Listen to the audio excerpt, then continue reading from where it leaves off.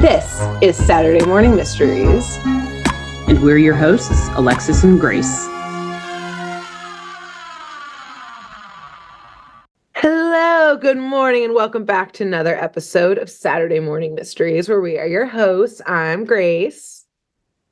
And I'm Alexis. And we are back for our final, for now, Funky Phantom episode. I'm very sad to be at the end of this arc. I am too. I'm gonna miss Mudsie quite a bit. But you know, it's like we're parents of these little arcs, and we watch them grow up and grow, and they mature, and we get much wilder speculation out of each episode. And I think we've taken this one. I think we've gone about as wild with the speculation as we can. So it's time to set it off to its next adventure. To let it be we'll free. Be back with another one. Yeah. Yes, that's a good point. Yeah, the wilder our speculation gets, you can tell the further along in the arc we are, and then our limit of 8 episodes is usually a good cutoff point for ourselves. Shit gets dangerous at 9. Totally. Yeah. That's when we start getting the red string out on the walls behind us. So what red yarn? Yeah.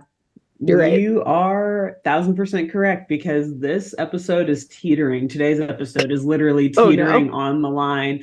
There were many points, Grace. I finished writing this just last night, and there were many points where I had to stop myself because I was like, Alexis, pull it together. Pump the brakes, girl. Pump the brakes. Look at your life and look at what you're doing. Look at your search history on your computer. Look at your choices. Like, things are about to go off of a cliff if you don't stop right now. You have a life. You have a career. You have responsibilities and people who love you still. You can't be doing this. Okay. So you are 1,000% correct and right on time in saying that, 8, we're cutting that shit off now. All right, well, why don't you just take it away then? Let's, I guess, put away our red spools of yarn, or keep them, on hand. Keep them. We'll do it, and we'll do it when we stop recording at the end. So today's episode, it is from episode 14 of The Funky Phantom, and it is called The Forest's Prime Evil. Okay. And we'll just jump right in. There's really no wild speculation to do about that title, other than that it sounds very foreboding and like something dangerous is about to go down. Yes. So it begins today. The episode begins with the gang riding the Looney Dooney through this massive, deep forest en route to a campground for a weekend camping trip. And as they're driving, they're taking in the beauty of the scenery, all of these beautiful trees lining the road around them, because admittedly, they're not just in any forest, Grace. You'll appreciate this. They happen to be in the sequoia forest. Oh! So, yes, they are driving around all of these sequoias, giant redwoods and everything, presumably through the Sierra Nevadas in California, because in America, that's where they are. And mostly in the world, that is where they are. Yeah.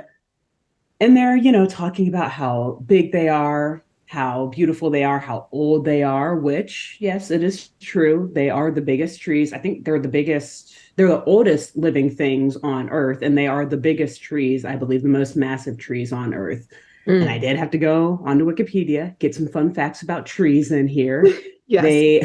Can I give you a fun fact about these trees? Please do. Yeah.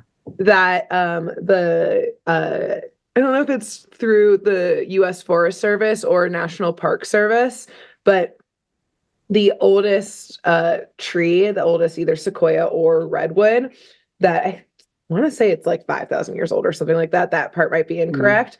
But the, again, either National NPS or Forest Service will not tell the public where within the park it is, because they're nice. You people will ruin everything. Yeah. Right. Hello, As you do, public? as you tend to do. Yes, you will fuck everything up. So it's like a very Yeah. well guarded secret within the public land system that they are not going to Honestly, tell anyone where it is, which correct. wise. Yes, Yes. wise.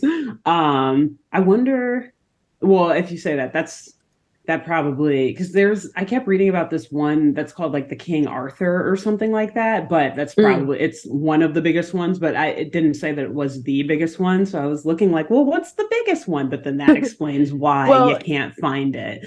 yeah, I mean, the King Arthur could be the biggest one, but that doesn't necessarily mean the oldest. So I think there's that distinction That's too. true. Yeah, that's true too.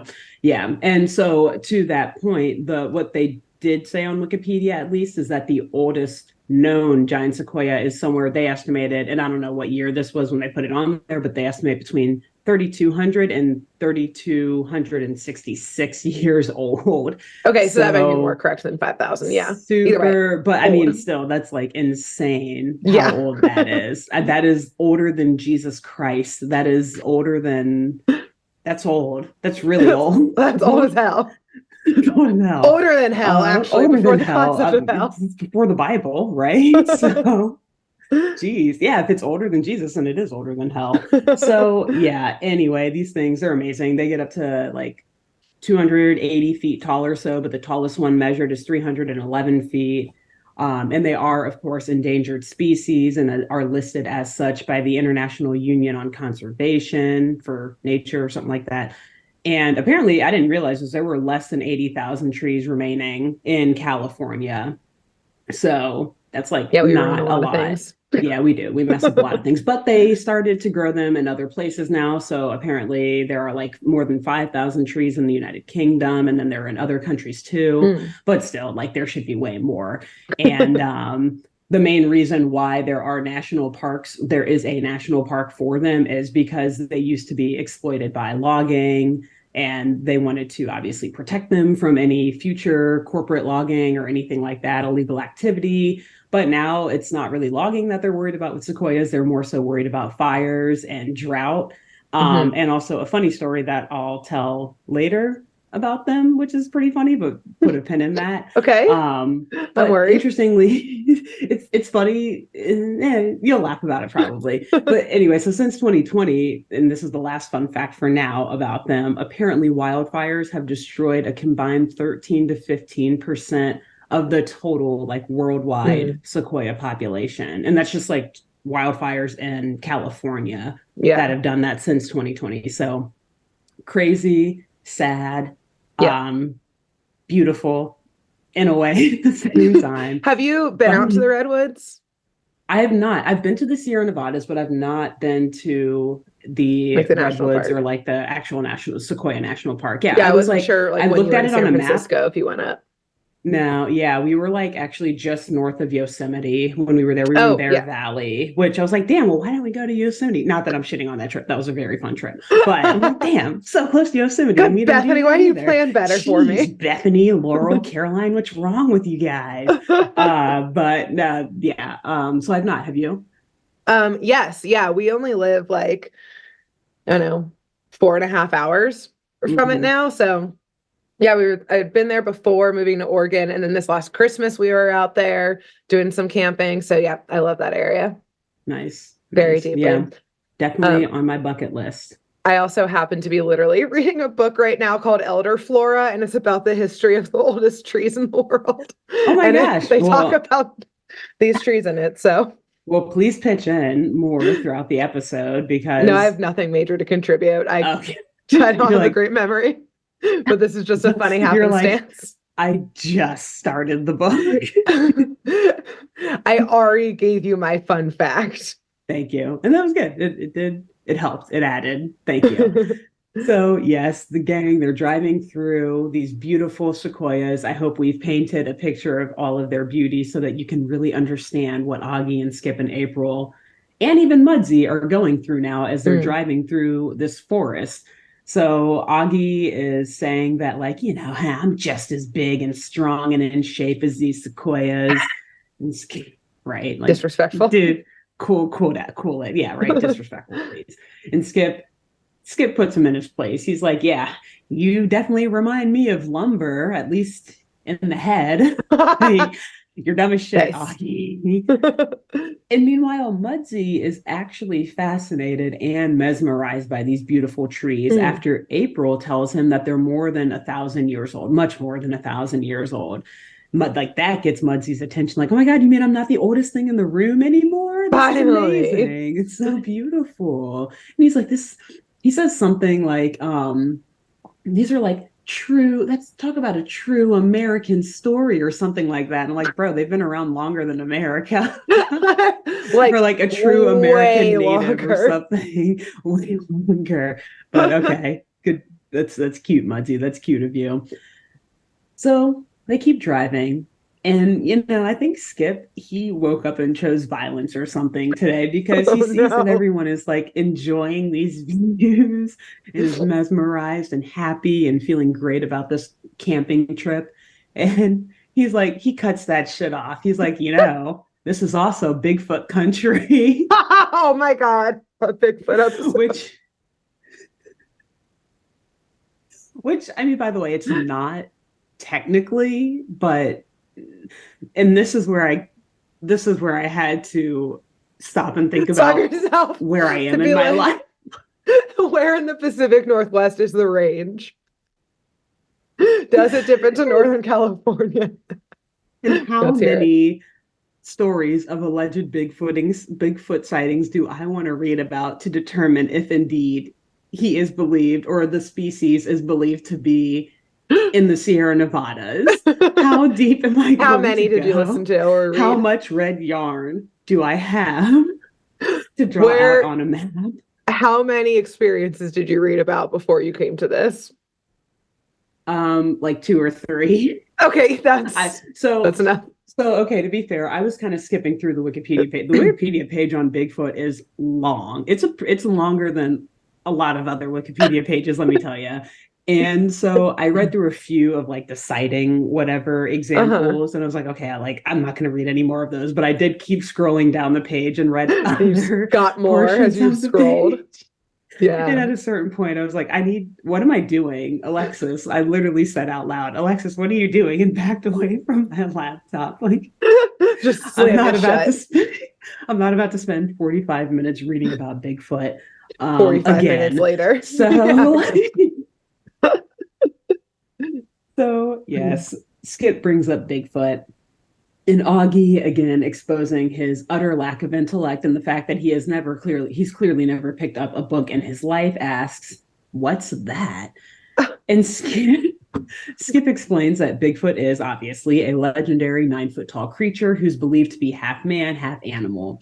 And this frightens Mudsie, who then says, just like me, I'm half human, half chicken. Which is hilarious. All right. Yep. I thought he was going to make a pun to like my last episode where he's like, I'm half human, half tiger. Tiger.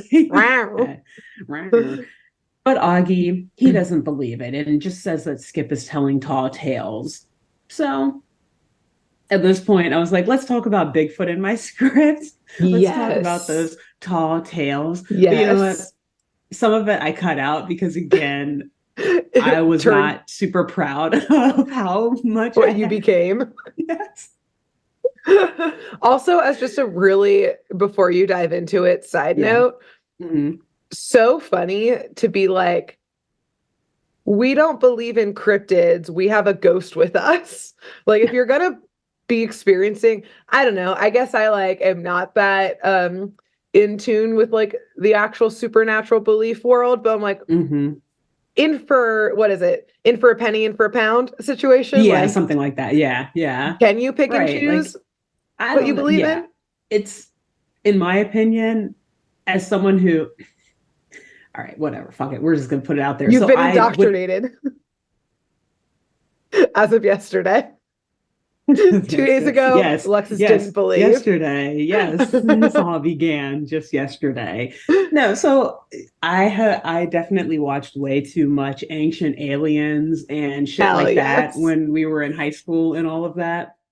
So I'm not saying that I believe that Bigfoot or Sasquatch or the Loch Ness Monster or El Chupacabra or aliens, ghosts, etc. Mothman, exist. Hawkman, the lizard man. I don't believe in any of these things existing, but I think they're interesting stories. And yes, like the lore at a of them certain is very point, fun. exactly, the lore is fun. And like at a certain point, when there's a lot, like circumstantial evidence on its own is like shit, right? But when there's a lot of circumstantial evidence for something, it just makes something even more interesting to look into, whether or not it's actually true. So yes, do I believe Bigfoot, Sasquatch, all that stuff exists? No, I don't. But I think that the whole field of like, I think it's called cryptozoology, is interesting. Yeah, And as I was reading through this Wikipedia page on Bigfoot in particular, I was into it because, yes, this is something I've read about. I've watched shows and documentaries about in the past. But the sheer number of times that the page uses the word like alleged and anecdotal and stuff, at a certain point, it made me sit back and I was like, holy shit, that's right. What am I doing? Also, so funny this is that all like pseudoscience. Wikipedia has so like truly endless pages, including endless pages about like conspiracies, and they are like the most careful not to get sued only in cryptozoology pages. Yeah, exactly. But everything else, they're everything like, else, it's like fact. We'll run with These it. Things, yeah, alleged,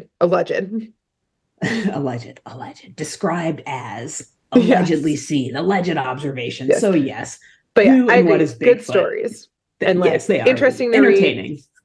Yeah, and I really like when they like dive super deep into like, oh, what could have been going on in the world when the stories originated, and like what were the circumstances that perhaps gave way to these stories, et cetera, et cetera. So I'm ready to hear your Bigfoot knowledge. Cool, thanks. It's I only know like a couple things about Bigfoot, so I'm ready to hear more.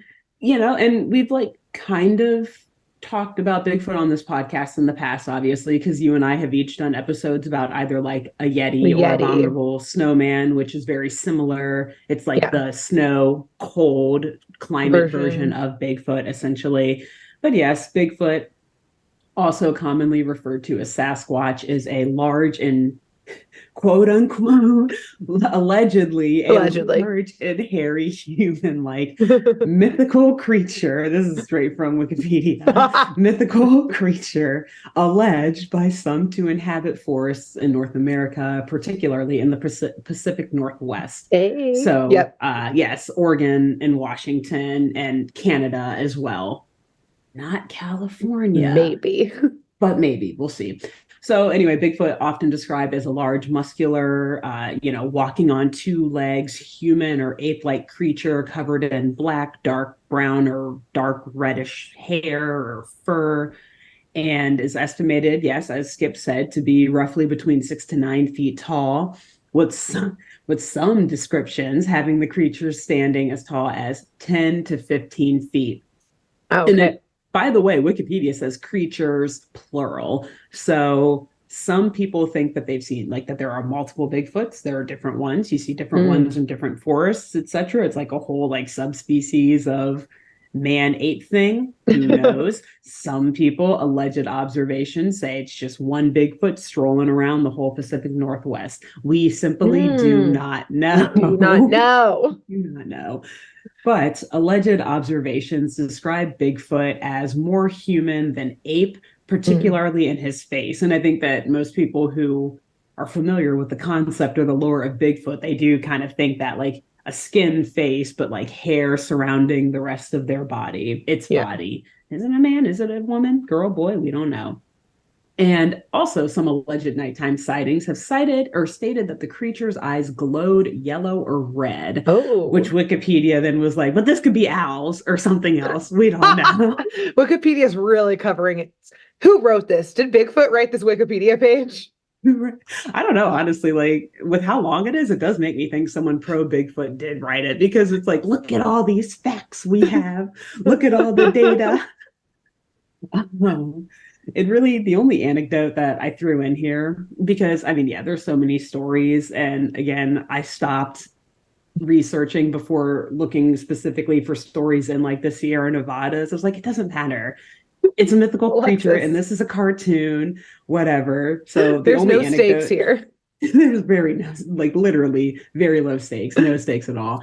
So I will say though, a man who owns what is called the Bigfoot Discovery Museum, his name is Michael Rugg. He claims, of all things, to have smelled Bigfoot.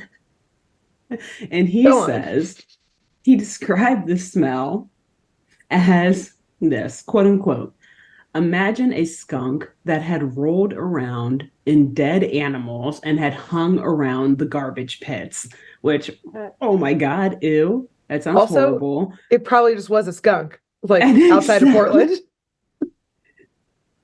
like Portland in particular, like just left a dumpster in the city. And then went maybe to the woods where there was a dead animal or something. I don't know. Yeah. I think he just smelled a skunk. He just smelled a skunk. Yes, exactly. Or maybe like someone just like threw their trash out. Yeah.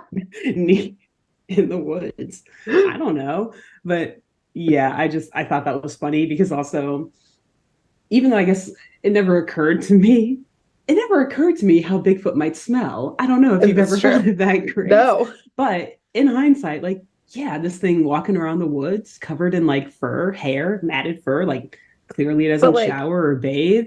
But also, ew, like, okay, it's probably a skunk. Also, I'm like, how could you have at that point just smelled but not see him? Seen him because like seems dubious. In similar creatures, bears would smell like that. I've been around bears and haven't smelled them, but I also haven't been like 5 feet from them. Right. I've been like 25 feet from them and you can't smell them. I'm sure up close they're nasty, but yeah, that far away, not so much. Yeah, you have to be real close, I think. So when I was reading that in my mind, I was trying to play defense for this guy, clearly, because I was like, oh yeah, he was probably like in his tent or something and heard Bigfoot outside. It had to be Bigfoot. It wasn't a bear. He would know what a bear sounds like. It smells like. Yeah. Yeah, you know what a bear sounds like, yes. Yeah. Smell though? So yeah, I'm sure they smelled it bad. That's all I got. Can I give you one more Bigfoot? Yes, please do. Thing? Please do. And then I'll stop interrupting your fact finding with my additional alleged facts or real facts. Upon moving to the Pacific Northwest, one of the things that we were told regarding Bigfoot, and I don't know if this is like a Pacific Northwest specific rumor, if this is like a widespread rumor, I don't know. I did no follow up at all. I just said, all right, and then continued on my life. So. But I've been told by multiple people here in Oregon that another like, I don't know, like warning maybe that Bigfoot is nearing, or that like you could be around a Bigfoot, big feet, whatever, is that sometimes you can hear like almost like a calling card of it, and it sounds like a didgeridoo.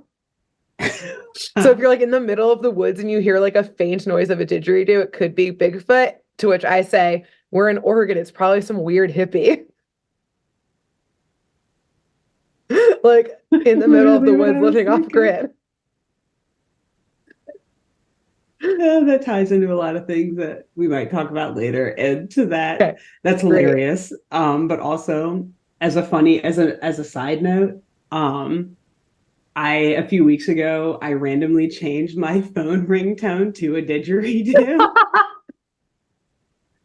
And it still like startles me whenever people call me. Like I usually have my phone on vibrate, but like in the few instances that I actually have the volume, like the ringtone volume up, it like always startles me. You're like on the metro and someone who's from the Northwest hears your phone go off and they like Bigfoot start to panic. They sprint, they pull the emergency, sprint off. Oh my God. Yeah. So it's either just some random hobo in Portland or maybe me just going for a hike. Somebody calling me. Exactly. You got service out there. Yeah. Wow. First of all, iconic of you. Second of all, again, I don't know how widespread this is or if this is literally just a couple people told me and I said, great. Cool. But now I'm going to say, did you know it's an option on Androids? If you get a Google Pixel phone, you can set it as your ringtone, and then people will also think really throw that you are off. Bigfoot. So yeah, never let them guess your next move. So yes, that's all we're gonna say about Bigfoot. At least background for him. Don't And my worry. ringtone. We'll talk more about Bigfoot, but ringtone, yeah. So, anyways, okay, as the gang, they continue to drive down this road in the forest, and they hear a massive, like, cracking sound. Not a didgeridoo, thankfully, but actually, probably more terrifying. It sounds like a sequoia tree cracking, which would be very scary because, like I said before, they can get up to like 300 something feet tall, and they can be like the trunks of them can be 20 something, 26 feet wide. So that's massive if this thing is falling down on the road right in front of them. So they see it like this tree cracking and starting to slowly tilt. And they're like, Skip, hurry up, press on the gas. So he zooms past and is able to get over the tree or get beyond the tree right before it falls and blocks the road behind them. Terrifying. And so they get out. That would be so terrifying. It'd be so loud too. I imagine that whether anyone is there or not, a sequoia tree does make a sound. Does make a sound. When it falls. So the gang gets out of the loony doony and they're looking at the tree, trying to figure out how in the world this fell out of nowhere like that. And Augie jokingly is like, well, maybe it was your friend Bigfoot, Skip. And Skip, he's like, shut up, dude. Takes a look closer and is like, oh, no, this tree bark is rotted. So the wind must have pushed it over. And meanwhile, I didn't look into redwoods and how much something would have to rot for wind to push it over. Let's just trust Hanna-Barbera on this one. On everything. Meanwhile, Augie and April look down while Skip is still looking at the tree, and they see giant footprints all around this, like the tree that fell. And Elmo happens to be standing in one of these footprints for scale, thankfully. And we see that the footprint is bigger than this dog. So this is massive. This is a big footprint.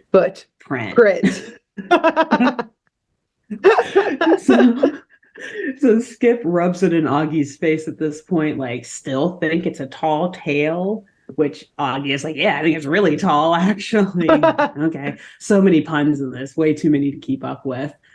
And now that this tree is blocking the road behind them, they, for whatever reason, feel like they have no other way out of the forest. So they decide to pretty much pitch their tents and camp where they are. And look, as they're getting ready to step away from this tree, Mudsy's talking about something like how the forest is scary and full of shadows and the creatures of the forest and whatnot. They are timely startled by a visitor, a very large lumberjack looking dude named Grog, of all things. Okay. Grog, not Greg. Grog. Nope. Grog. Not Grog, like the football player, half of his last name, just Grog. Grog. So perfect. The kids, they're startled and they're like, oh my God, what are you doing here? And, they tell him like, well, we thought you were Bigfoot for a second because this dude's like super big. He's huge, but yes, very rude. He's not that ugly. Good Lord. Yeah, damn. He's not that hairy. But they also admit that, like, but that's stupid, right? Like, that's dumb of us to think you were Bigfoot because Bigfoot doesn't exist, right? Right, Grog? Sir, we just... Grog? Grog. And Grog tells them that folks have happened or claimed at least to see Bigfoot in the past in those areas of the woods. And they claim that when they see him, they get the hell out of there. So he doesn't just say this like casually, by the way. He says it matter-of-factly, like, yo, this is a warning. Leave. Do not stay here. And as he walks away, he's like, remember what I told you, kids. And then, like, goes back to his lumberjack duties. Just walk back into the woods? Yeah, kind of. Like, we don't really see where he came from or where he goes. He just appears and then leaves. All right. He is a creature of the forest. I guess exactly so. What Mudsy is. Where did you come from? Where did you go? Where did you come from? God Night Grog. God Night Grog.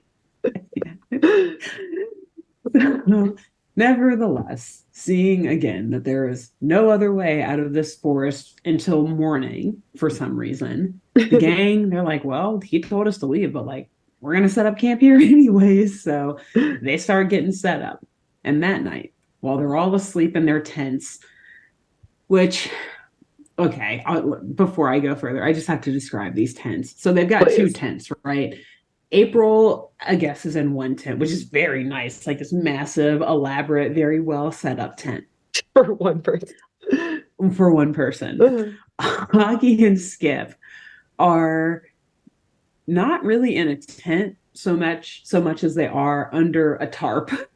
It's like absolutely makes sense. Think about like what we use at regattas when we were rowing, like it's like that, and they're sleeping under that with blankets. So like this open air situation. This all adds up. Yes. April said, we're going camping. Make sure you pack correctly. And they said, huh? What's that? They get there. April, we thought you were packing. No, April, we thought we were all going to sleep in the tent with you. She said, no, yeah, I did pack. Shuts the tent door. Because in reality, like I love camping. I've gone camping quite a few times, like full tent camping, outdoors, etc.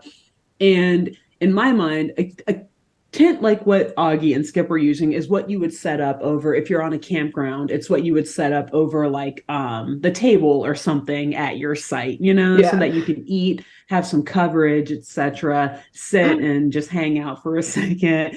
But like, it's absolutely not what you would sleep under. So in my mind, they brought that thinking, yeah, we'll set this up over our table so we can have nice covered meals helpful. In case of things. This is great. We brought our own sleeping bags. We're so excited to all sleep in this tent together. And they're like, obviously hoping they can sleep in the tent with April. Yeah, no, April was like, yeah, this is my tent. I told you to pack. I came prepared for me. Yeah. So anyways, that's the sleeping arrangement, and Boo and Elmo meanwhile are sleeping outside under the stars by the campfire, which is going full flame, by the way, while everyone is asleep, just in this national forest. Great. This nature preserve. This is going well.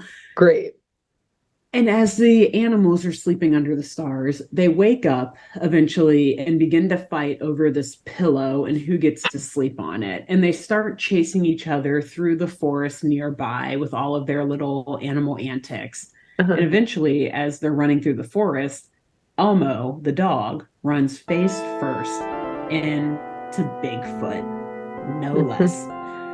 And this is really the first good look that we get at Bigfoot in this episode. And I gotta say, Grace, it's unlike any other Bigfoot I've seen in animated media, literally ever.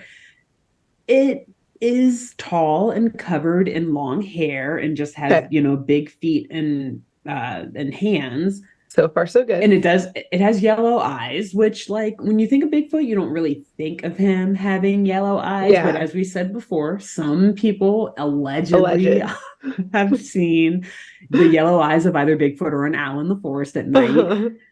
But this Bigfoot also has like pointed ears and this weird dark brown patch of fur around his chest and shoulders and neck, while the rest of him is a much lighter brown. So in my mind, he doesn't look like a man ape. He looks like a man jaguar, if that makes sense, because of the pointiness of his ears. And like, I don't think he has whiskers, but he kind of has like a cat mouth and like a longer mouth and like an ape face. Yeah, it's weird. Interesting. Okay. So they made a choice with that animation, but I'll give it to them. They did make a choice. They didn't want to get sued by Bigfoot for misrepresenting him. Exactly. They said this character is inspired by, not based on. Exactly. And I will say, I wish I would have left it up. But the like quintessential image of Bigfoot that people know of from like that still in the footage the like people Greenie took or whatever. Walking away. Exactly. That was, I think that was captured in like 69. I'm actually pulling it back up. 67. So it was technically before, it was not even technically, it literally was like 4 years before the show came out. So I'm like, just had an image to work with. It's they not weren't like going to go to the library. Excuse we give them so many other times. Yeah, like Search they didn't have the internet. They didn't have exactly like they could have, but they didn't. But they said, didn't. "Who remembers that image? We'll guesstimate kind it." Of. It's from memory. Yeah, kind of. I think he had more. No, it had more of a jaguar face in my. Yeah, it's so you're funny. right. You're right. The We'll do the snout aspect of it. Yeah, of all things, that's what they made a choice with. So, choices. Anyways, nonetheless, this is the Bigfoot we got. It's not the Bigfoot we asked for, but it's the Bigfoot we got. So we deserve. It's the Bigfoot we deserve. So here we are. Elmo, he runs into this monster, and obviously it terrifies him. So the dog quickly turns around and runs back to camp, frightened and trying to warn the others about this monster in the woods near them. But he's running back so quickly and not like paying attention to what he's doing. And he runs into and destroys Augie and Skip's tent. Wasn't hard. The process. Yeah, I never. All he had to do was run into a leg of it, and that thing was all came down. And so once the dust settles, because Augie and Skip are obviously like panicking in the middle of sleeping and their tent collapses on them, they get uncovered from the tarp/tent in their sleeping bags, and they realize that it was just Elmo, who they are now like, God, he's probably just chasing Boo through the woods. What's wrong with you? And they're pretty mean, actually, berating Elmo here, like, you dumb dog, what are you doing? Ruining everything. And Elmo's like, no. He can't talk, obviously, but trying to use his dog mannerisms to say that he wasn't chasing Boo. He was running away from Bigfoot. And the gang doesn't believe him when he charades this or acts this out, whatever you want to say. And they tell him to go find somewhere else to sleep. Like, go get out of the campsite. Like, go sleep somewhere else. I know, super sad. And this is all, by the way, Augie for the most part who's saying this. So I shouldn't say the gang is berating him. It's really just Augie. Rude. So Elmo, he sadly strolls off into the woods by himself, head hanging low, so that he can find a new place to sleep. And so that Augie, who's been complaining about getting his beauty sleep, can get some rest.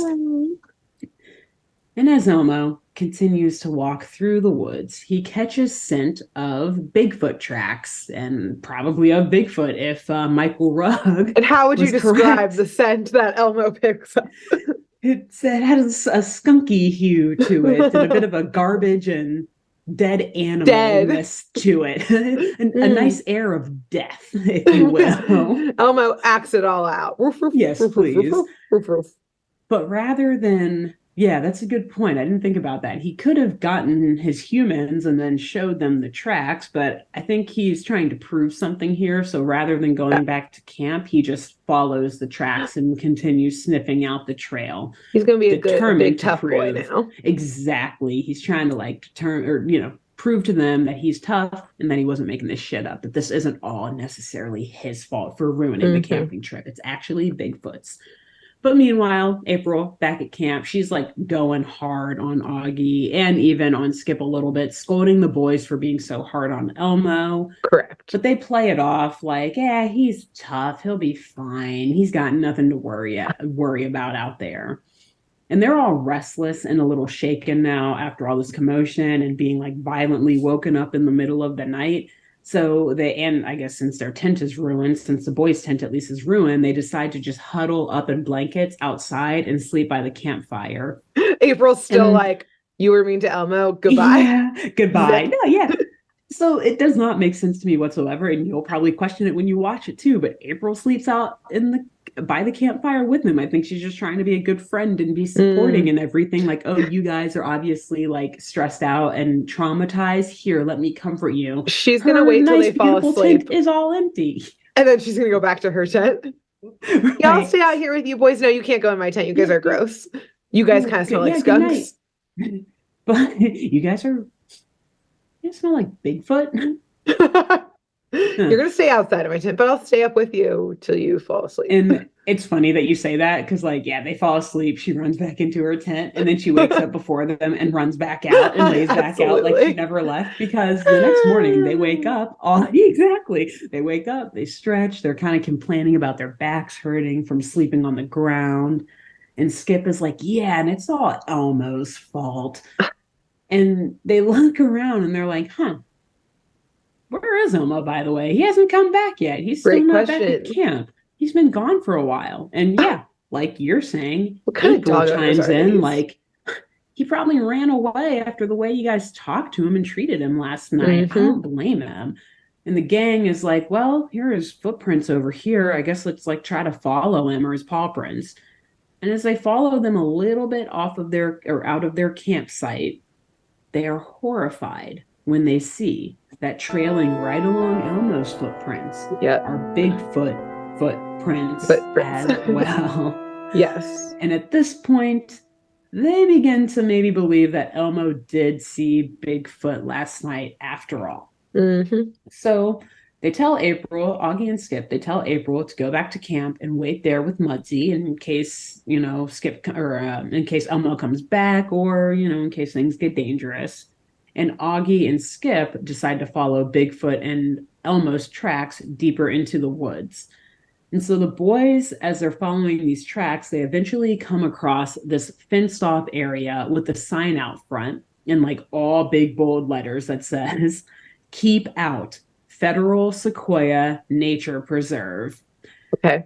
And so let's talk about the Sequoia Nature Preserve. We're going to unpin some things that we talked about earlier. So a lot of this we already hinted at. Sequoias, they are indigenous. Is that what you say for trees? I feel like that's not right. Indigenous, okay, to the Sierra Nevadas in California. Again, not Bigfoot country, but we're just gonna let it slide. We're just gonna let it go. Away. We're just gonna let it go. And so the park was first preserved as land set aside for recreation through an 1890 bill passed by Congress, probably one of the last years that Congress ever did anything. And it was set aside to protect sequoia trees, as I mentioned before, from logging companies in order to keep the pristine beauty of the land for years to come. And recent times have brought new public safety issues to the park, such as, like I said before, forest fires, and much less logging is a concern now. And in addition, and unpinning in particular that thing that I said, like, we'll talk about another kind of funny anecdote. So in addition to forest fires and stuff like that, another thing, which also maybe ties into the didgeridoo thing that you said before too, is that apparently illegal marijuana growing sites have been found throughout the park. Also, like, y'all, it's California. You don't need to hide them anymore. Exactly. Which is such a good point. You just do it at your home. Buy a freaking PC grow kit, whatever. Anyways, so you're in California now. Yeah, and this is as recent as 2020. Because when I was reading this on the Sequoia National Preserves Wikipedia page, I was like, wow, okay, this must have been from like the 80s or something crazy. No, there was like an article as recent as 2020 where there was a $5 million bust there, and I'm assuming others have occurred in that same time period. Sorry. Also, so fucking stupid because one, not only are you in California where it's 2024 / I guess that bust was in 2020. Even at the time it was still legal, but like instead of doing it at a state-run park, you're doing it on federal lands, which does mean it's a felony. The one place where it's not legal in the state of California. This massive national parks fan. Yeah, it's like, hey, stupid. They got what they deserved. I am very glad those people had so many other ample opportunities. Dumb. And as if there's not a lot of land in California, right? I mean, like, the small portions of the state that I've driven through have been literally like all farmland. Yes, exactly. It's like I've been to San Francisco, like farmland. That's it. Yeah. So, crazy. They done did fucked up themselves. I don't feel bad for those guys. Yeah, me neither. Not at all. Like, totally in favor of marijuana being legal and of people growing it and cultivating it, but don't do it on a fucking national park and like a nature preserve of all places. Exactly. You made a choice and you deserve every repercussion. Federally owned land. You could have walked 10 more feet and been on state land. Come on. So, I told you would see. I told you. That was funny. I did get a good kick out of that. Thank you. Yeah. How stupid people are. Yes. So that's all we'll talk about for the park. I was like, I'll end it on that note.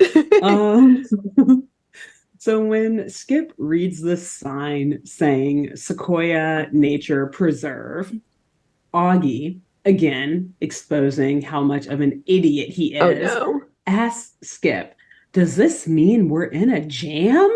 Which took me a second. And I will say, like a log as jam? a food lover, like a jelly jam preserves. Oh, actual jam. Like great, yeah, like strawberry preserves. Yeah. So like the foodie in me appreciated the pun after I got it. And the normal person in me though was like, you're an idiot.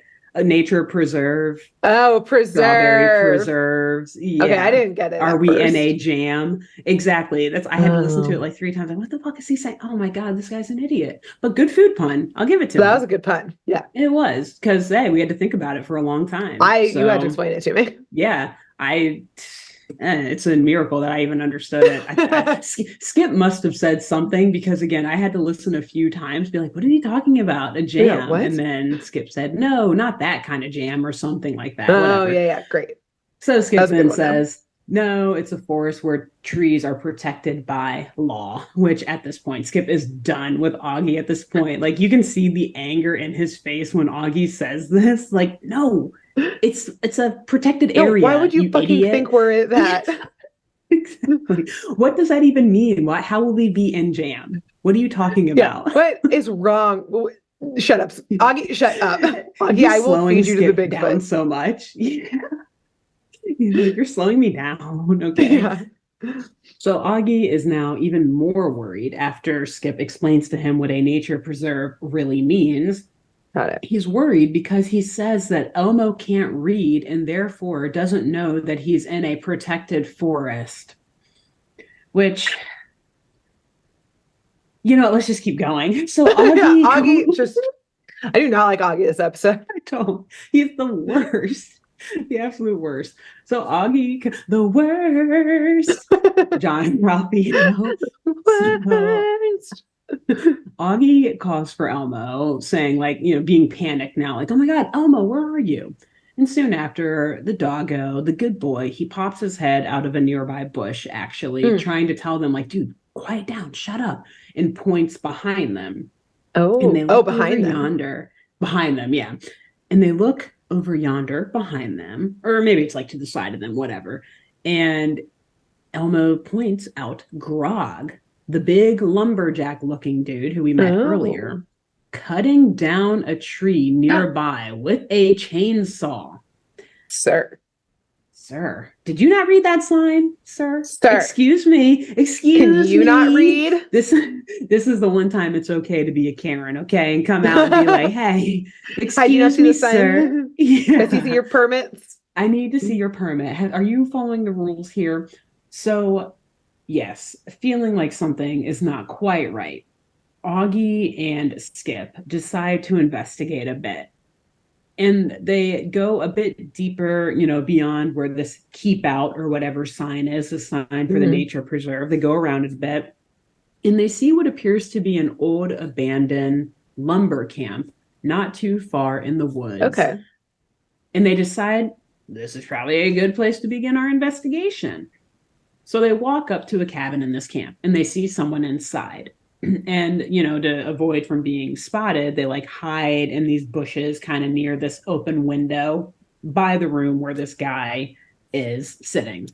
And they're listening in on what he's saying. And this guy, again, just another shifty lumberjack looking man. I think his name is Mullins. He's sitting at a desk operating a shortwave radio. And he sends out a message saying that, quote unquote, they're operating at full speed and will have the full area stripped of trees before the forest rangers find out about it. And he goes on to say that Grog and him will begin floating the first logs down the river tonight. So they're just giving it away at the jump, like, hey, here are our criminals illegal logging today for this episode. Illegal logging, exactly. Damn. All right. And to add to the incrimination, Elmo points out to Augie and Skip that there is a Bigfoot costume hanging on the wall in the cabin. Big surprise. pretty much resolving the entire mystery at this point. So here we are, halfway through the episode, like, okay, we know who's doing it and we know what their MO is. So the rest of the episode is now about them trying to catch and stop turn this in extremely serious crime. Very serious, yes. Which we will talk about in just one moment. We will talk about logging. Okay. There was a lot of sidetracking tangents in this episode. I love so all of them. They're all relevant to me. So the boys, they move on to, they get out of this bush and they're like, all right, we got to get out of here and we got to call the park rangers immediately, give them all this information. They're like, correct, we're not about to like intervene and do this. Like, let's call the authorities and get them. Exactly. And they are very big, large men. And again, this is federal land. This is the feds to call. Like, y'all have this. You have unlimited resources pretty much to stop these exact sort of crimes. Great.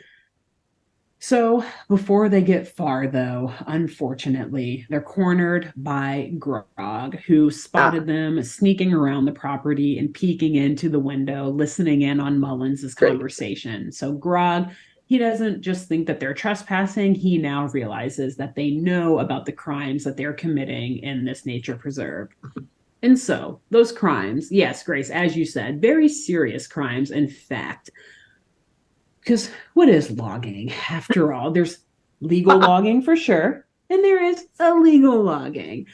But in many cases, yes, the harvesting procedure, like the process of actually cutting down and removing trees from any given location, is illegal through either international laws, like this is why the Sequoia Nature Preserve is like a UNESCO site, right? Because the UN has a legal or international laws now saying, hey, these are protected trees and you can't fuck with them, as does, I'm assuming, the federal government in America under the National Park Service has laws saying, hey, you can't cut these. One, they're in danger of extinction, and two, like, hey, they're beautiful and we need to like preserve nature in this country, and they're fucking trees. Exactly. There's a lot of public good.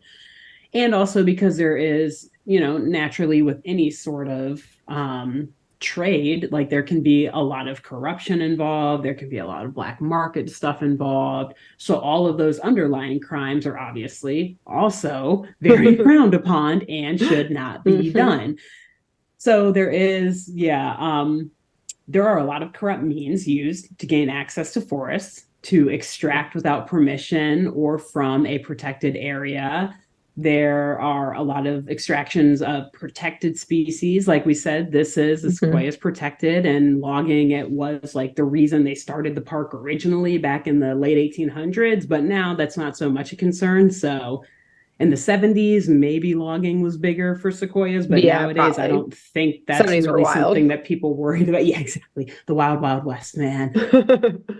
And I will say, this was something that I learned the most from this article on Wikipedia, is that illegal logging may involve the so-called timber mafia, which I had not heard of, the timber mafia. And I am intrigued, Grace. I saw this, and not only did I see the word, I did a bit of a deep dive because I was excited enough to see the phrase timber mafia. I was like, oh my God, there's a whole nother world of mafia stuff. Yes, tell me everything. I was even more excited to see that there was a hyperlink underneath timber mafia. There's a whole Wikipedia page on it. It's short. It's very short, way shorter than the Bigfoot page.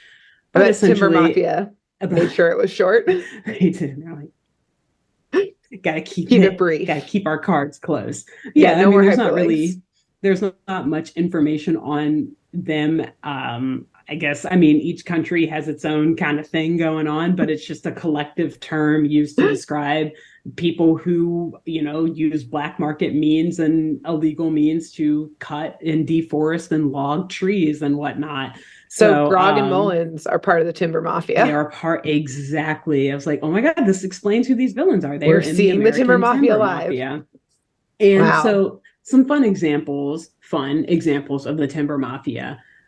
In Romania, for instance, the forest industry is dominated by a timber mafia, per Wikipedia, those who cross the timber mafia or attempt to enforce Romania's forest laws are targeted often for retribution. And this is according to like a December 2020 Al Jazeera article. Oh my God. So this is like recent shit. Like they're still in the forest, in the woods of Romania, like offing people for also, like cutting down trees not on their turf.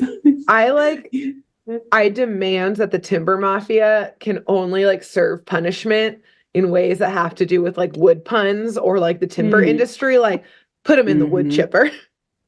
Like that's how they get rid of the body. Saw them into pieces. Yeah, like it all has to be.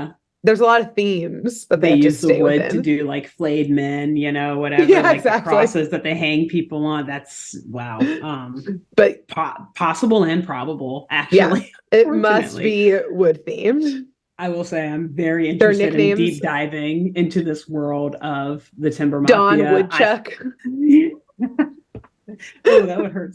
We're so bad. Can you imagine like having beavers like just slap you in the face with their tails and knocking at when you deal with the timber mafia, instead of hearing the didgeridoo, you hear like a beaver chewing and like the slapping, and that's or like how you know they're on their way. Or something hitting a tree, just like that's how you know they're coming. Watch out, a chainsaw rattling. Actually, most of these things would be terrifying. Like, exactly. I would not want to hear a chainsaw coming at me in the woods. No. But anyways, additionally, Grace, just one last fun story or fact that I thought you'd like to know as a part of the Timber Mafia Wikipedia page is that another country that is just unfortunately bustling with Timber Mafia activity that was kind of like I wasn't expecting this one, not gonna lie, but it's Bhutan. Bhutan? No. Yeah, I know. They have a happiness GDP and there's a timber mafia. And they say that over the past decade or so, the increase has like gone crazy in timber mafia. Get Eliza Thornberry back in there. They need to get her in. They need to get Nigel in there. One who can stop it. Yeah. And they allege that it's from spillover from parts of India that are bordering Bhutan, because apparently it's wild in India too. The timber mafia is like crazy there. So anyways, oh no, we know logging is bad. It destroys ecosystems, it leads to deforestation and loss of biodiversity, so we should not do it. There is a way to safely do it, and there are specific areas that are designated for doing it, but come on. Don't do it on protected land. And we did see endangered trees. Yeah. In our Wild Thornberries episode that took place in Bhutan, we did see how incredibly easy it was to cross the border undetected. Yeah. With Eliza simply walking through the border undetected. Just hiding in a pile of hay. Yeah, and like a rickshaw or something. Not a yak. What are they called? Yeah. Yeah. So yeah, I guess that's how realistic that show is. So they can fit some lumber in that. Yeah. The timber mafia is just hiding in some hay piles, wood chip piles. Sorry, the timber mafia is dressed up as not the yaks, but whatever. Was it the what are they called? Damn, I forget. Those massive like yak type things. Yeah, it's whatever. They dress up as those because then you can fit like 3 people into one costume. Exactly. So they're just like the tack flowing into the tack-in. Thank you. Yeah. Tack-in. Yeah. Yeah. Yeah. Wow. The national animal of Bhutan, right? Yes, exactly. Yeah. Oh, the many things we learn on this podcast. Let me tell you. Things. So many things.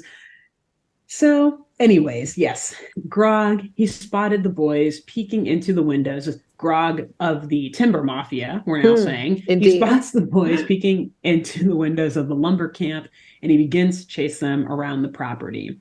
And eventually, at one point or another, Bigfoot joins in and chases the boys away from the lumber camp as well, and into the woods, where they run into a classic booby trap. And at this point, though, the boys, they remember seeing the Bigfoot costume in the cabin. So they're pretty much just referring to Bigfoot as Grog. And, later Grog shows back up as, himself in his lumberjack clothing. Yeah. And they are like, why don't you put your Bigfoot costume back on or whatever?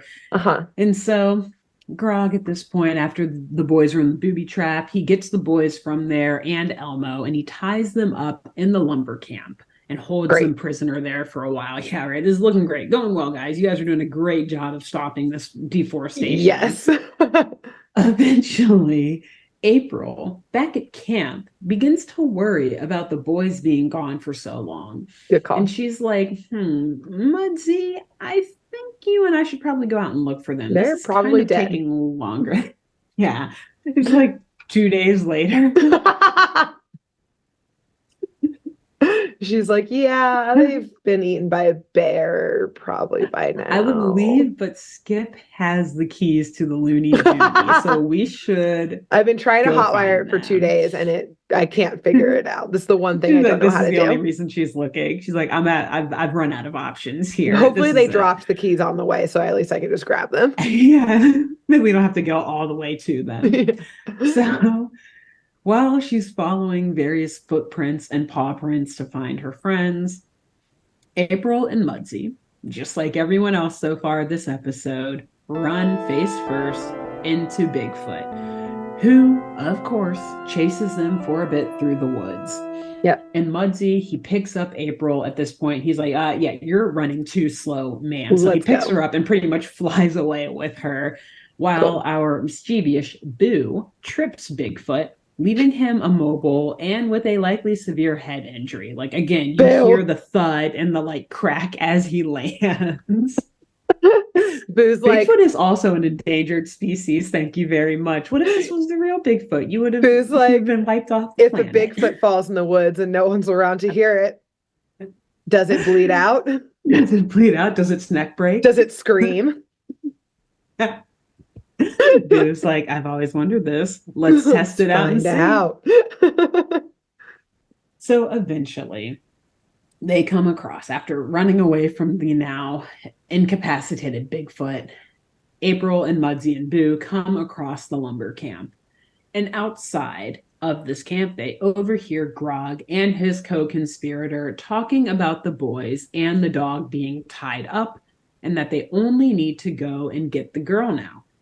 And once the men run off to find April, her and Mudsie, they decide to take a sneak peek inside of the cabin to see what's going on in there, because at this point they can assume or infer that that's probably where their friends are. And indeed, they do see Augie, Skip, and Elmo all tied up inside. Mudsie, do you see the keys? Can you get the keys? Or here, Mudsie, go invisible and get the keys out of Skip's pocket. Yeah, let's go. I think I see them in there. Get the hell out of here. They're probably fine. I will say, though, it's pretty concerning how... So Skip and Augie are tied up in like a regular way, in a way that they probably could have gotten out of, by the way. Like, it's only they're sitting on the ground and they're tied like around their chest, back to back around their chest. Yeah, so like they could just stand up and like lift them off. Easy. Simple. But more concerningly is the way that Elmo is tied up. Oh no. He is stretched out with his arms forward and his legs back, and his two front paws are tied together and his two back paws are tied together. So it's almost like they could pick him up and put him on like a rotisserie thing. Yeah. It's sad. And he looks really sad too. Like, it's almost a bad time. I don't know why they chose to do that. And it they could just put him on a leash and stuck with me. Exactly. Yeah. This episode's actually about Elmo. It really is. And his abuse. I hope he gets better owners after this for real. But anyways, so they see this, April and Mudsie, and they're obviously startled on one hand to see their friends in this state, but excited to know that they found their friends. So Mudsie, he goes into the cabin to save them. And he lets April in so that the group can then come up with a plan to take down these this timber mafia. And their first idea, which actually is suggested by Boo, nonetheless, of course, through obviously the animal mannerisms. Boo just has the chainsaw. Yeah. I've always got an idea. And like gasoline. Already dumping it in the cat. Oh no. Go on. Put some pins down there. Go on. So the first idea is, it's a very good, insane, and reasonable idea, is just to use that shortwave radio to make a call to the park rangers and tell them about what's going on. And they're like, oh yeah, great idea, Boo. Like, definitely bring it on over here. Let's do that. But Elmo is a little jealous that Boo is getting all the love and the shine. So Elmo like snatches the radio from Boo and decides to carry it over to the other humans instead. So you can be like, see, look, like redeeming myself. I destroyed the tent for a good reason. I was right about all of this, about Bigfoot. But he's feeling himself a little too much. Oh no. And isn't looking where he's walking. Sweet and boy. Trips over, I think, a rug or something like that in this cabin. No. Drops the radio. And it just breaks into a million little pieces. I guess he bought that thing from Radio Shack because that shit did not hold up whatsoever. Yikes. Like, how did a radio fall? But anyway, whatever. So they're back at square one and back being shit out of luck, not having a way to communicate with park rangers. And of course, also berating Elmo yet again for messing everything up. So in the year of our Lord, 1971, the gang must contemplate another way to get a message to the park rangers. Of course, no computers, no cell phones, and no it's pagers even. Having in the middle of the forest. Their ghost blip out of existence and then back into existence at the ranger station. That's not on the docket. That's not that I don't think they feel quite comfortable with doing that quite yet. You're right. Okay. That probably would have been a great idea, but no. Hey, rangers aren't going to believe a ghost. What? Like what? This ghost saying there's logging? What is this ghost talking about? What kind of prank is this? Talking about? No. The gang, I think it's Skip's idea actually. They come up with another idea. A good idea. One that actually I would consider as my preferred method of communication, even today in the year 2024. Okay. A smoke signal. No! Can I tell you what I thought you were going to say? What? Yeah. I thought when you said my preferred message, I thought you were going to be like carrier pigeon. Just because it's a bird. Carrier owl. But, oh no, okay. Carrier owl. Smoke signal. I guess that'll attract the rangers because that'll be a problem. They'll want to go see what's going on. Yeah. But, fair. True. Exactly. And they know, you see a pigeon or an owl flying through the woods, like, okay. Cool. Yeah, same old. It's a pigeon or an owl. But you see smoke and you're like, oh, fuck. Exactly like you said, get your attention.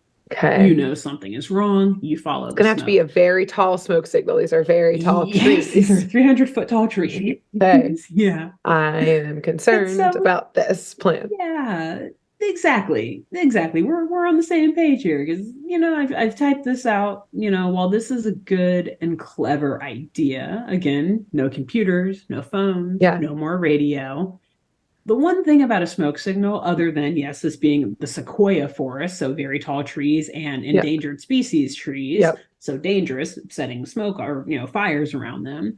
The only other thing that makes this not a great idea and makes this worse than a radio call is that a smoke signal leaves a signal that can be seen by everyone near and far. Oh, I didn't even think about that. Thus, while the rangers may see the signal, Bigfoot, Grog, what's his other name? Mullins. They all see the signal too. I didn't even think about that. Immediately. Yes. Yeah. So the kids are doing a great job setting this smoke off. It's a nice contained fire. They've got a they're doing it the smart way. Yeah, they're doing it the smart way. It's working. And they're excited. Like, all right, the Rangers should see this any second now and we'll be safe. Yeah. But before the Rangers get there, Bigfoot beats them. Yep. He's chasing them around. And then at some point, Mullins, he gets there too. And he's chasing them around. And, they're all heading straight towards the kids. It's chaos. It's chase through the woods. Mudsie and Boo, they see people coming from all angles and they're like, okay, well, we'll see you guys back at the Looney Dooney. Good luck.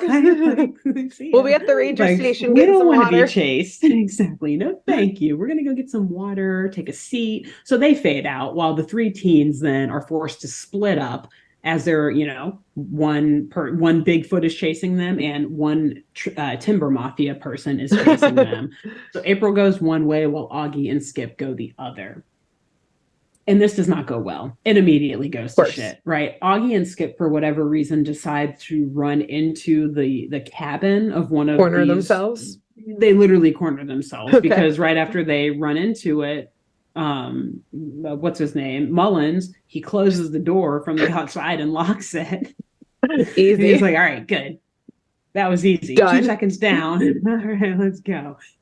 So then we see April on her chase, and Elmo did decide to run along with her, but he didn't get too far because, he runs with her for a few steps and then he stops and turns around and just starts barking at Bigfoot to try to scare this massive monster away, who at this point also, though, he takes off his mask and reveals himself to be Grog in costume. Yeah. So I think that's also why Elmo is barking at him, because he knows, like, okay, well, whatever. Yeah. But the Grog, he just picks the dog up and just throws him in a barrel and like shuts the barrel, and Elmo, he's like, okay, good. Yeah, right. Now is a justified time to bite, Elmo. You can do it. But no, he doesn't. He gets locked in a barrel instead. And so Grog then carries Elmo in the barrel back to this cabin, and we've now got Elmo, Augie, and Skip right back in the cabin where they were just locked in. So literally nothing has changed. Of that for naught. Besides April is now by herself running away from terrifying this other who she thinks is Bigfoot still. And so she's the last one standing after this 5-second chase. And she's running and running and running. I guess she's not really checking behind her anymore because she's just so terrified. Yeah. And she just runs directly off of a dock. Great. What? He's like, she just runs right. I thought you were going to say cliff. Nope. So did I. When I watched the episode, I was like, where did this dock come from? I don't know. But it kind of makes sense because she runs off of it and falls onto a log flume that is heading directly to a nearby river. So those metal, like the conveyor belt things that logs float down to get into the water. Got it. So she's like sliding on a log down this thing. They were near one. Tomorrow they're getting ready to ship them. They set us up to know they were close to one. Okay. Yeah. So it's fair. Even though it was confusing at first. Yes. So she's flying down this river on a log, like, oh my God, I can't stop this thing. I'm about to go into the river and probably drown and die or whatever. And Bigfoot, he sees this from like the shore. He's like, all right, yeah, she's good. She won't make it. Die. So then he turns around. Exactly. She's going to die. So then he turns around and goes back to the cabin to, catch up with Mullins and make sure that everyone is locked up and captive as they should be in there. And April, she's flying down this flume, screaming for Muddsy's help, saying like, Muddsy, please show yourself if you're here. Like, I really could use your help now. Yeah. And he does appear, and he's able to catch her just before the log violently drops from the flume into the river below by like hanging from a tree overhead and like grabbing her arms or something. Uh-huh. And so they start to head back to the cabin to save their friends. And inside of this cabin, we see Grog checking in with Mullins, saying that, are they ready to take care of these boys in here? Oh. And the boys inside, I guess they didn't tie their hands up this time. Like, they just locked them in there in the building, and they're going to go in and like do whatever now to them. So when they go in the cabin, when, the villains go in the cabin, the boys are standing on the other side of a table that has a mountain of sawdust on it. And the boys just blow this sawdust right in their faces. It's a pretty good plan. It is a good plan. But I'm like, man, you guys didn't remember that you left that sawdust out? Like, and all the chainsaws just sitting around in here. A bunch of fucking weapons in there. Yeah. Crazy that you didn't tie them up. This would be a very good horror movie, by the way. It would be, anything like this is where it turns. And exactly. But they've got a good deep formula here. Yeah, a ghost from the Revolutionary War. He belongs in every movie, horror or not. So, yeah, these villains, these timber mafia folks, they're temporarily blinded by this sawdust in their eyes and they're stumbling around. They can't see. And the boys then dump, unpinning something else you said earlier, kind of. They dump a bunch of oil on the floor. So, not Oh, gasoline, but oil, which the villains then slip and slide on. And they're like all falling over and, uh-huh. uncontrollably moving through this cabin. And they slide right into a tool closet and the boys like shut the door and lock it. Mm. These villains, they're desperate. They are not going to fall out or go down this easy. Oh no. So they use a chainsaw Of to course, cut they're a in a tool hole. closet. They're, yeah, like right of all places to lock them up. They cut a hole through the wall and they escape through or escape from the tool closet. Yeah, the The timber mafia boys, doesn't fuck around. Oh, no. They're always ready. They are Yeah. always ready. The boys try to run away, but they also start to slip and slide in the oil that they just dumped everywhere and they fall over, thus opening themselves up for a very easy capture by the villains, who for the third time today take them prisoner. Third time. The third time in like an hour, not even just today, but in an hour. Yeah. So the loggers, this time they learn from their mistakes. They tie the boys up to a log that is running through one of those long, like, conveyor belts that has like the saw at the end, so you can like cut a massive tree trunk in half. How the timber mafia finishes them off using their own tools. Yes, and horror movie. They look and they're like, "Is that saw blade already bloody? Oh God!"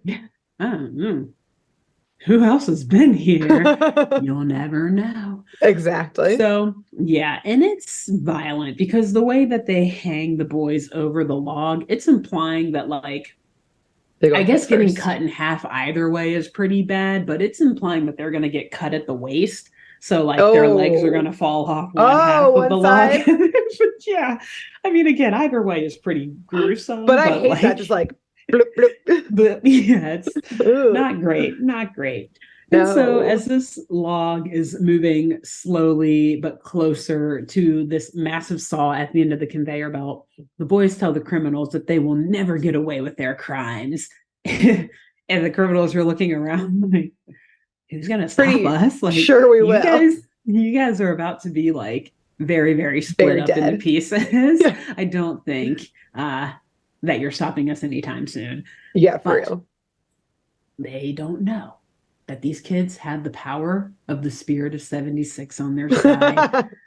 So we then see a regular handheld chainsaw that is sitting on a table nearby start to float through midair and make its way right in front of these villains, these timber mafia folks. And we can hear the voice of good old Jonathan Muddlemore say, Operation Apparition. That's what'll stop you. Ooh, love it. He's on one. Mudsie, he's feeling good today. He was napping the whole time. He's ready to go now. So Mudsie, he saws a hole in the floor underneath the criminals, sending them falling down into the basement that I guess this cabin has. Oh, impressive. And hey, good for them. And he turns off the giant saw just before the boys are split in half. And so as April and Mudsie try to untie Augie and Skip from this massive log, they hear more growling coming from outside. And moments later, Bigfoot, apparently the real Bigfoot, no, the saw was too loud. They couldn't hear him coming. So the real Bigfoot, apparently, allegedly busts into the cabin, grabs the two criminals from this hole in the basement, throws them into a barrel, and tightly closes the barrel shut.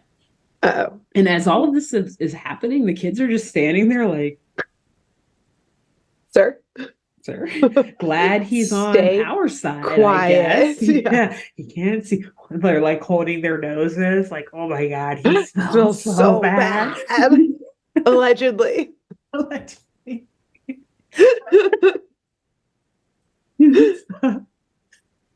Yeah, but they're just happy to know that this alleged real Bigfoot is on their side. So the kids, they hear sirens approaching shortly after and surmise that the Rangers have finally arrived. And, they saw the smoke signal exactly. It worked. So outside of this cabin now, the Rangers are arresting Grog and what's his face, Mullins. I don't know why I keep forgetting his names. Doesn't matter. It doesn't matter. He's whatever. Timber Mafia.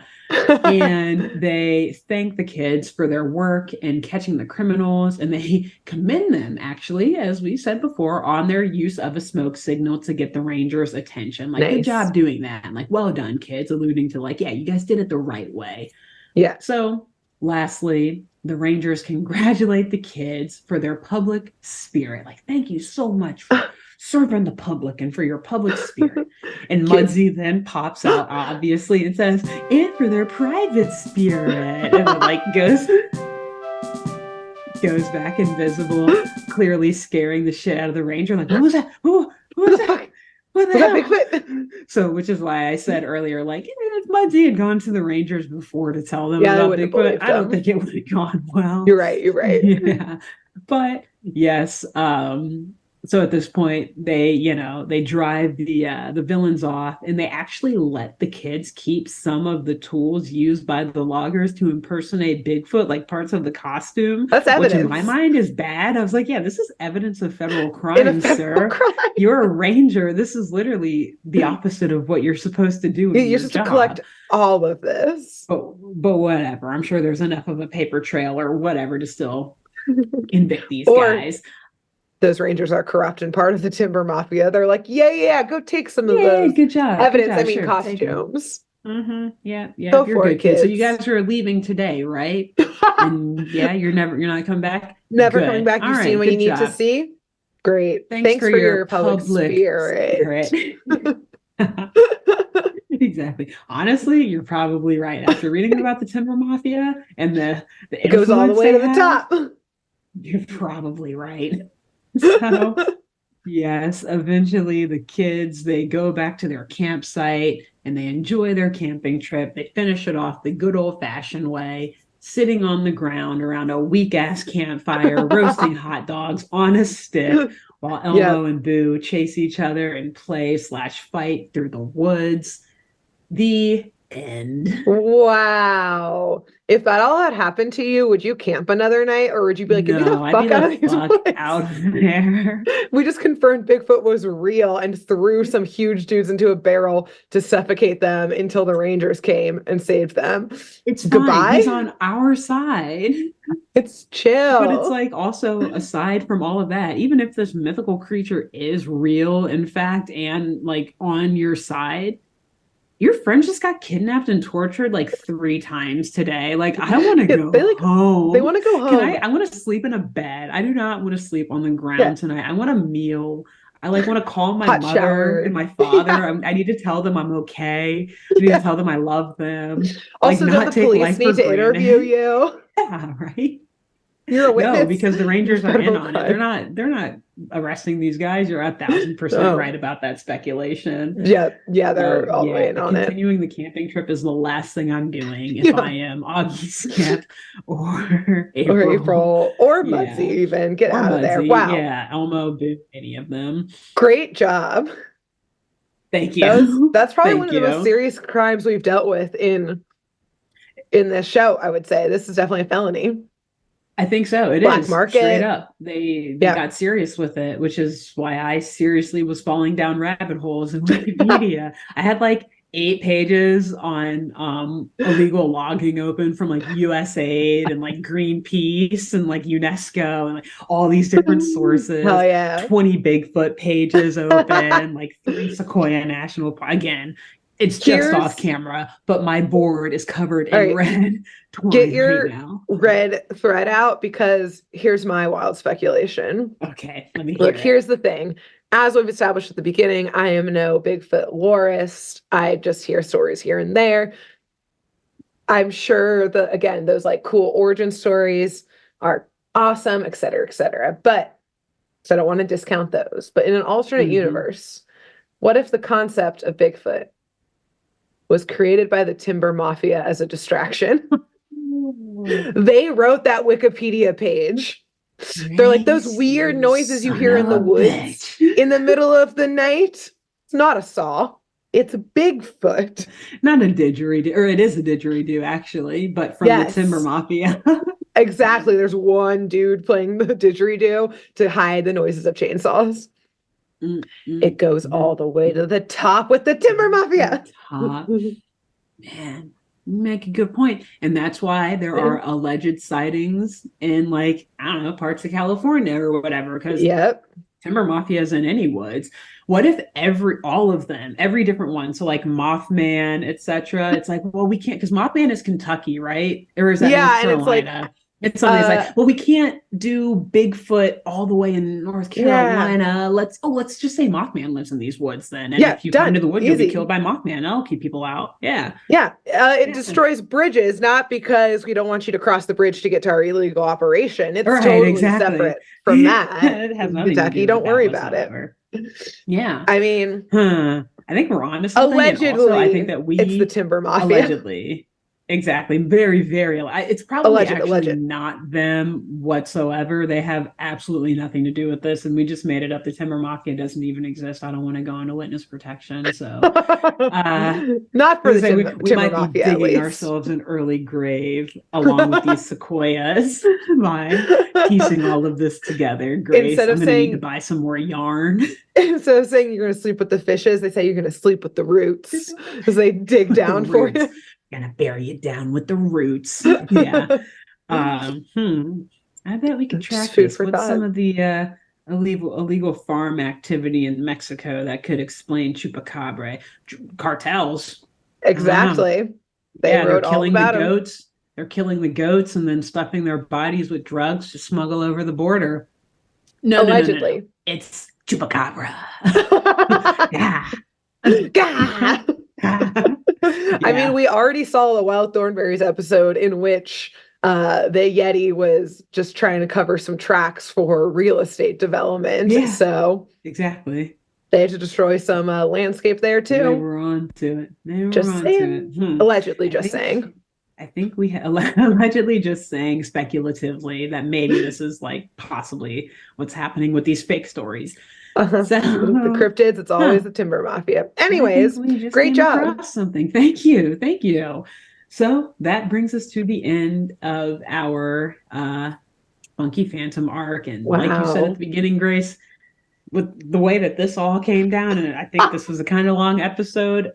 One more after this, our speculation could probably get us for our own safety. Put out exactly. We need to stop at this one. Gotta cut it here. A clean cut ending on this note.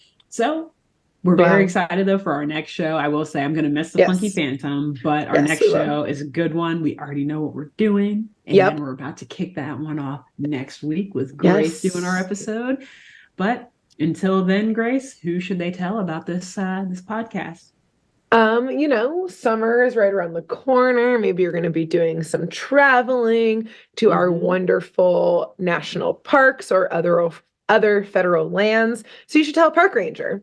Okay. If you go visit, we're not telling the alleged the other folks. The other I thought you were going to say in the woods.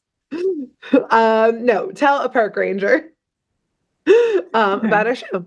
Who else? And I will say, to that extent, if you're going out camping and stuff, then playing off what you just said, tell the people in the woods. If you come across random people, maybe it's the Blair Witch Project. Maybe, I don't know. Maybe it's someone who's been lost for 3 weeks sending a smoke signal.